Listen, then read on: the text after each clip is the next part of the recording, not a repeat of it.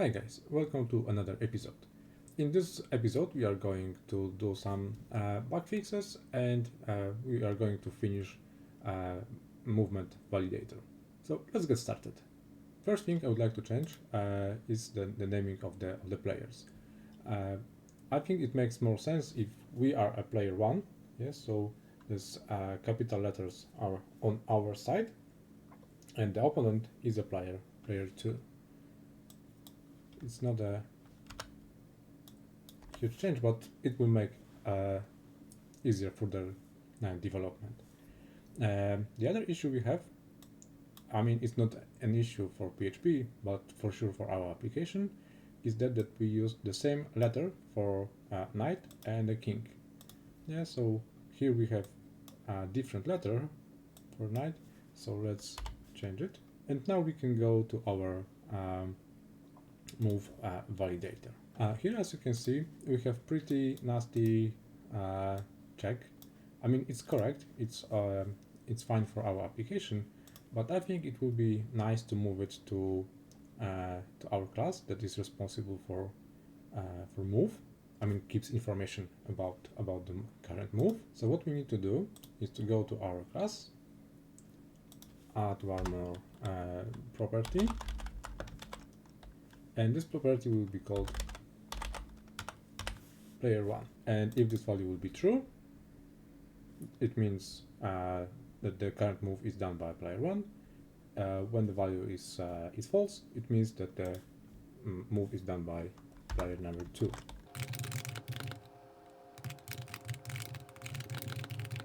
We can go back to our engine, and now we don't need this property because we do not give information about if it's player 1 or player 2.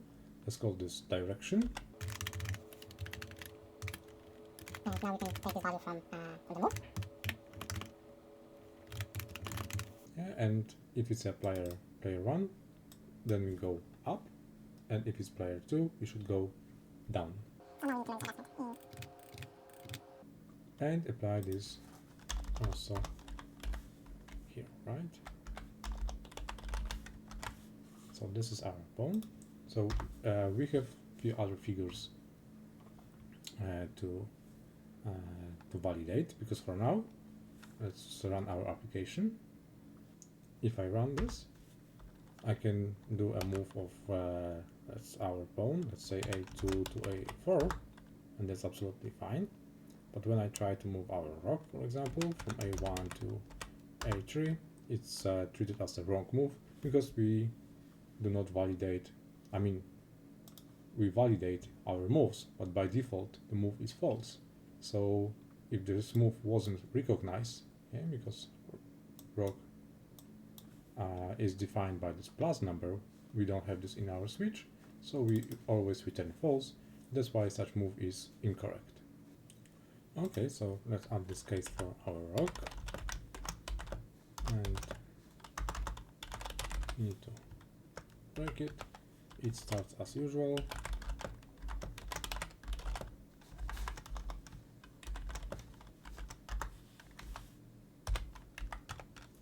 And what do we need to validate here?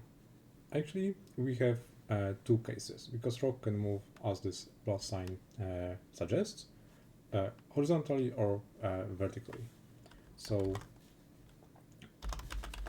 it will be one move and other one, and for sure one of them needs to be true.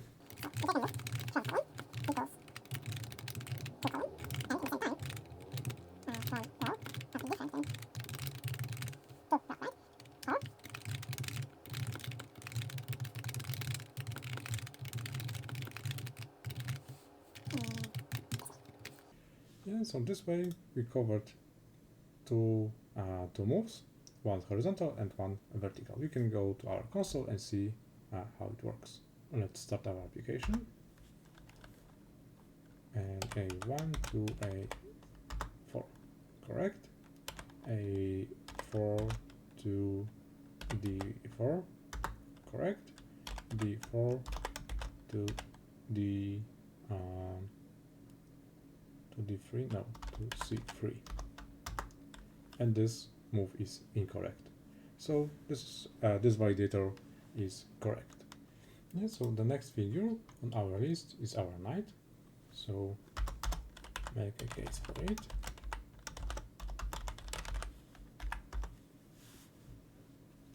And here we would like to keep it as simple as possible. Yeah, so we know that knight always moves 2 by 1, right? So we need to calculate these moves.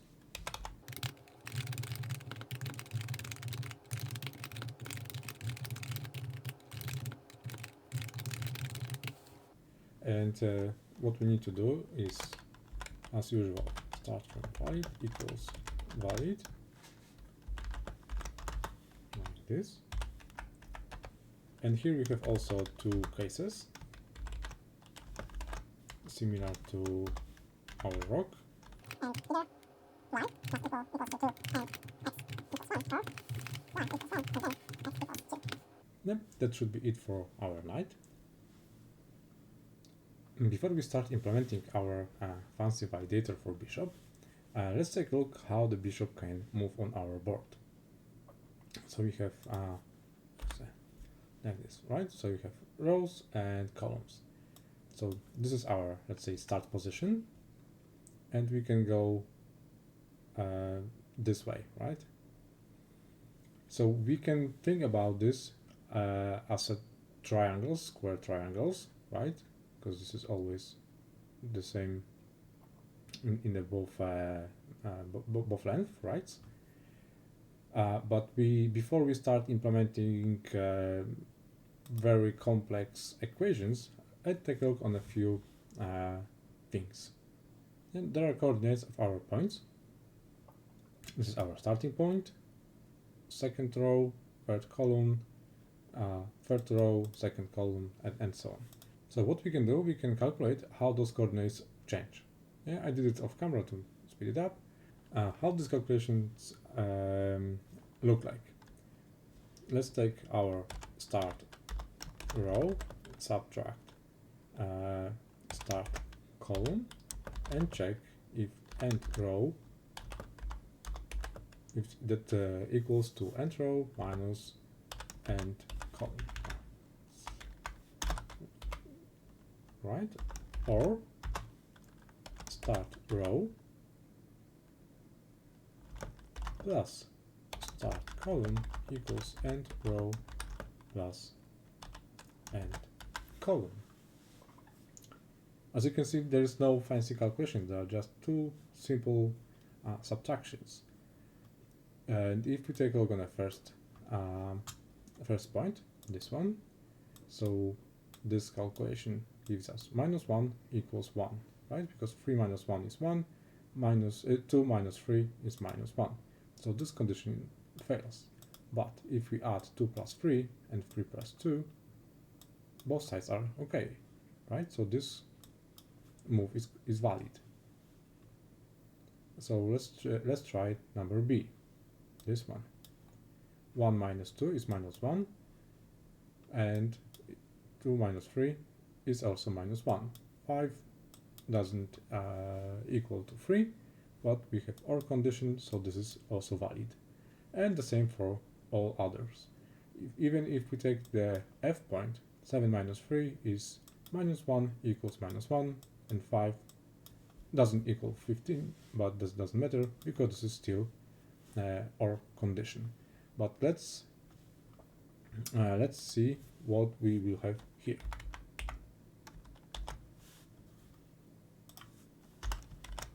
Yeah, our G point is second row for column. So -1 equals to -2, and 5 equals to 6, right? So this is invalid. None of those conditions are correct. What about this point, GH?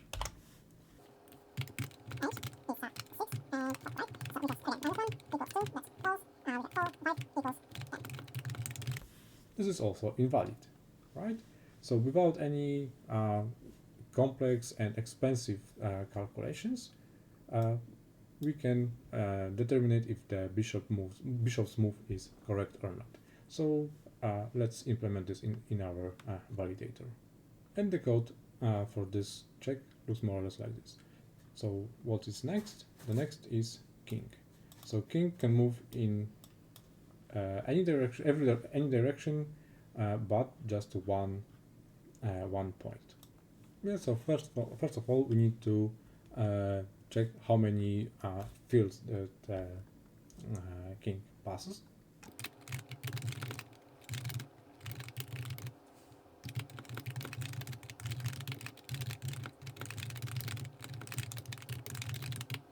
And as usual,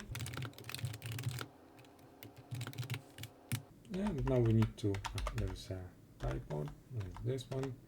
Okay, so now we need to check if this move, because we accept values from -1 up to 1.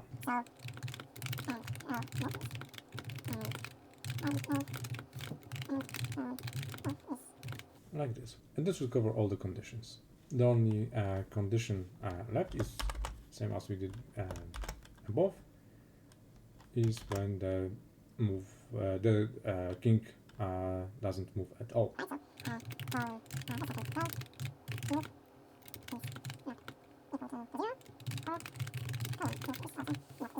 Any of those values must not be 0. But the king has one more special move, which is called castling, where the position of the rook and the king changes. So we need to define this in our moves. Let's use a percentage as swap move, and we will implement this here as well. So what do we need to do here? To make this move valid, it can be done only from the starting position. So we need to figure out the origin of the king.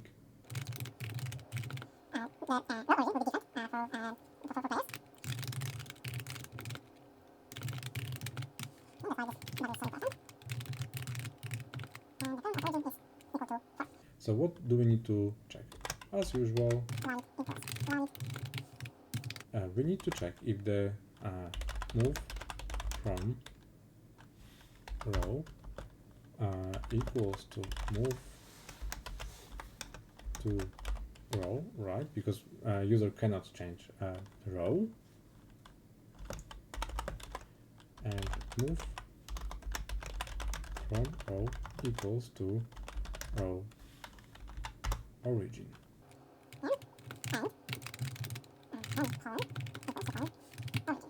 But that's not enough, because this move has to be done by 2 positions. And so it's not divided by 2, but in any direction. So we take origin, subtract move column, and this must equal to 2. So that should be it about the king. So now we can go to our console and see if everything is done correctly. Okay, so let's start from opponents. A2 to A3 works. B2 to B5 incorrect, which is correct. B2 to B4 correct. A1 to A2 correct. A2 to B3 incorrect. B1 to C3 works. C3 to A4 correct. A4 to A6 Incorrect. Bishop. C1 to B2 correct. B2 to B5 B5 to let's say F5 Incorrect. it's B2 to B4 correct, B1 to E3 correct, that is spin, A3 to H6 correct, B1 to B3 that's incorrect for the what we can do from B1 to B1. As you might see, there was a problem with this castling, and the issue was with that column of origin, because we count rows from 1 to 8, but columns from 0. So this is not the fourth column, it's a third column. That's why here we need to have a 3. And now we can see how it works. It's a D1 moves to B1. Yeah. So this move is correct. So that's all for this episode. It was a pretty simple task. In the next episode, we are going to focus on collisions, because what I just did doesn't make sense in a real game, right? It is correct in terms of movement validation, but there are other rules that has to be applied. So in the next episode, we are going to focus on detecting these collisions, if there is some figures and so on. So that's it for this episode. Thanks for watching and see you next time.